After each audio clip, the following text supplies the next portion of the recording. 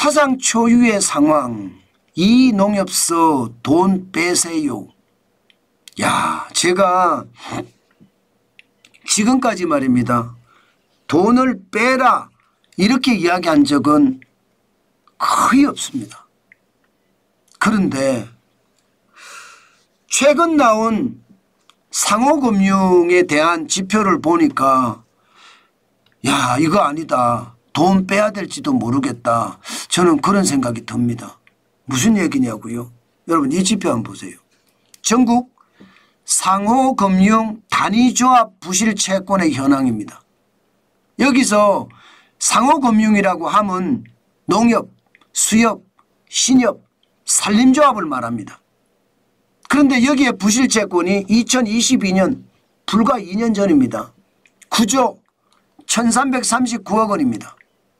그런데 2023년에는 17조 3535억까지 늘었잖아요. 2024년에는 27조 3517억까지 늘었습니다.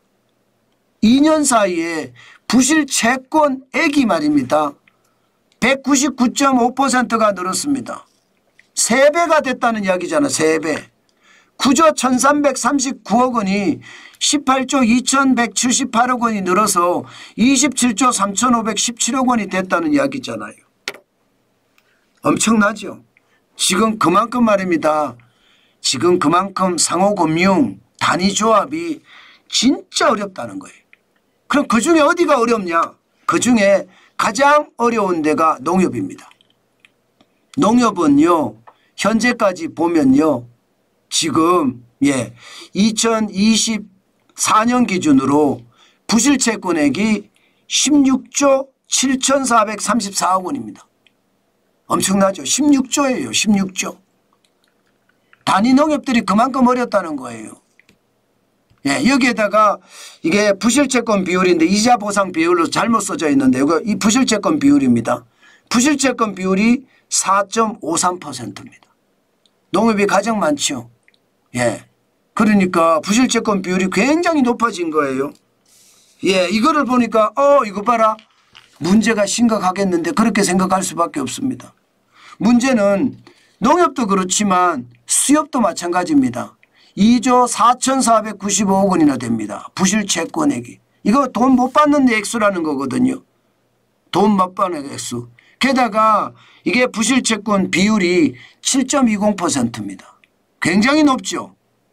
이게 더 빨리 높아지는 것 같아요. 그죠? 그러니까 전체 대출 중에 7.2%를 회수 못한다는 이야기예요. 그죠? 신협은 7조 5,652억 원입니다. 7.08%입니다. 전체 대출 중에 7% 가까이는 돈을 못 받는다는 이야기입니다. 산림조합도 마찬가지입니다. 5,936억 원인데 이게 부실채권 비율이 6.58%입니다.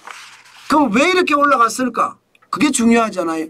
그게 올라간 게 결국은 PF 대출 때문이에요. 프로젝트 파이낸싱이라고 하는 PF 대출, 부동산 대출이란 뜻입니다. 이 부동산 대출이 본격화되기 전에는 상호금융의 부실이 9조 1339억 원이었거든요. 그런데 PF 대출의 부실이 본격화되니까 2024년에는 27조 3517억 원이라는 것, 3배가 늘었다는 것, 부실채권의 비율이 워낙 많다는 것, 이것은 결국 말입니다. 지금 상황이 굉장히 나빠진다는 이야기입니다. 진짜 나빠진다는 이야기죠. 농협도 나빠지고 수협도 나쁘고 신협도 나쁘고 산림조합도 나쁘고. 저는 그만큼 말입니다. 지금의 상황 뭐 이렇게까지 갈 수 있나 그렇게 저는 생각할 수 있다고 생각합니다. 그러면 어떤 농협을 거래하고 어떤 농협을 거래하지 않을까? 어떤 수협을 거래하고 어떤 수협을 거래하지 않을까? 신협도 산림조합도 어떻게 할까? 이것은요. 여러분 기본적으로 적자조합부터 먼저 보면 됩니다. 지금 보시는 것처럼 적자 단위조합이 2020년 2021년만 하더라도 뭐 전체 중에 한 70개 정도 됐습니다. 70개. 전체는 2164곳이거든요. 2164곳. 그런데 2023년에는 353곳으로 늘었습니다. 그런데 2024년은 394곳으로 늘었어요. 여러분 적자 단위 조합이 늘어난다는 건 여러분 농협이 무너질 수도 있다는 뜻이에요. 저는 여러분들에게 계속 말씀을 드립니다. 세 가지 원칙은 반드시 지키시라고. 농협이든 수협이든 신협이든 산림조합이든. 첫 번째 원칙은요. 부실 부채 비율, 부실 채권 비율이 3% 이하여야 좋습니다. 3% 이하. 지금 보면 말입니다. 농협이나 수협이나 신협이나 산림조합 3% 이하가 거의 없습니다. 평균으로 봤을 때.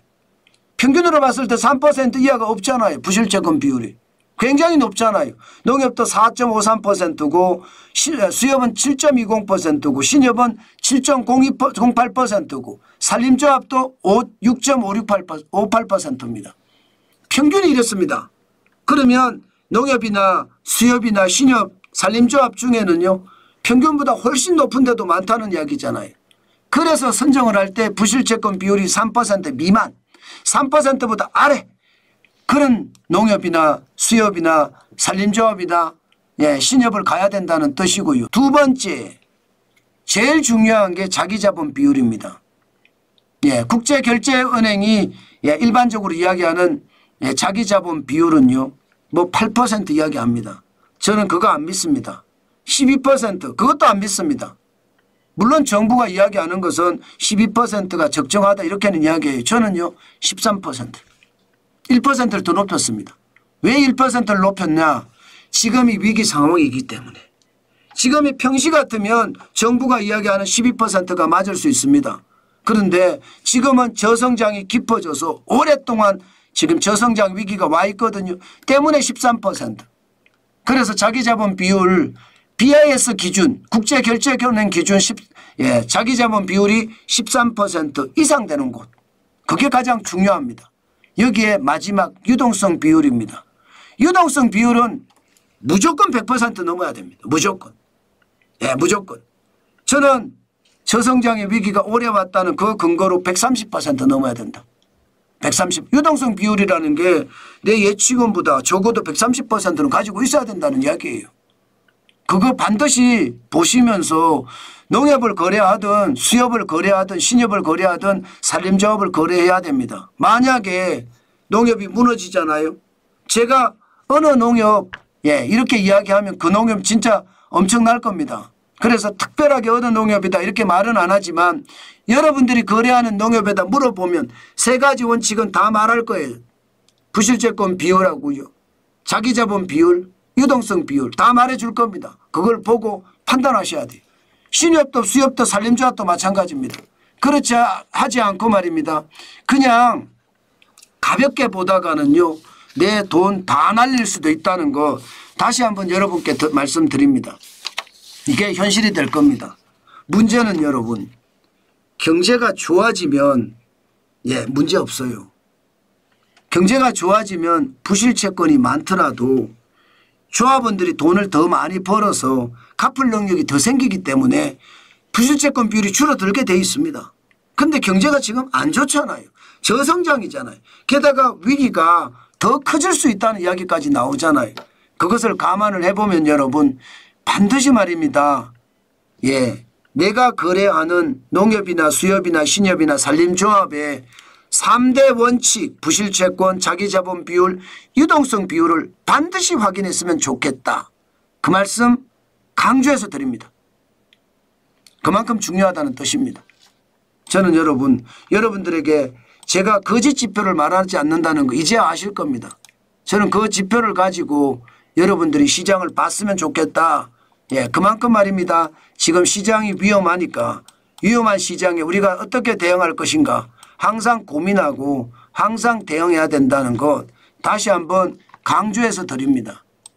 저는 지표를 가지고 여러분에게 하나하나 뜯어서 말씀을 드릴 때 그 지표는 진짜더라고요. 진짜가 많더라고요. 그래서 여러분들에게 지독하게 제가 말씀을 드리고 있습니다. 그게 중요하다고 생각하기 때문에 말입니다.